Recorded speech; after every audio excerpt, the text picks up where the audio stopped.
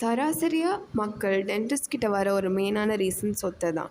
சொத்தைனா filling பண்ணணும்னு எல்லாருக்கும் தெரியும். பட் என்னென்ன ஃபில்லிங் மெட்டீரியல் இருக்குன்றது தெரியாது.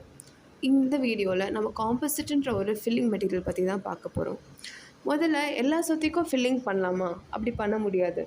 அந்த சொத்தை வெறும் எனாமல் டென்டின்ன்ற டாப் 2 லேயர்ஸை இன்வால்வ் பண்ணியிருந்தால் மட்டுமே நம்மளால் ஃபில்லிங் பண்ண முடியும்.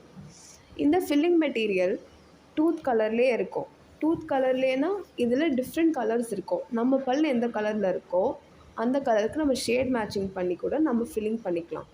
நெக்ஸ்ட் இந்த ப்ரொசீஜர் பார்த்திங்கன்னா, உங்கள் சொத்தையை ரிமூவ் பண்ணிவிட்டு அந்த இடத்துல இந்த ஃபில்லிங் மெட்டீரியலை வச்சு லைட் க்யூரிங் பண்ணிடுவாங்க.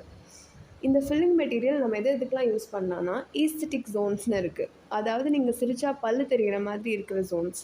இந்த ஜோனுக்கெலாம் நீங்கள் நார்மல், அதாவது டூத் கலர் இல்லாத இருக்கிற ஃபில்லிங் மெட்டீரியலை விட காம்போசிட் மாதிரி மெட்டீரியலை ப்ரிஃபர் பண்ணலாம். இது நார்மல் சொத்தையை எடுத்துகிட்டும் நீங்கள் ஃபில்லிங் பண்ணிக்கலாம்.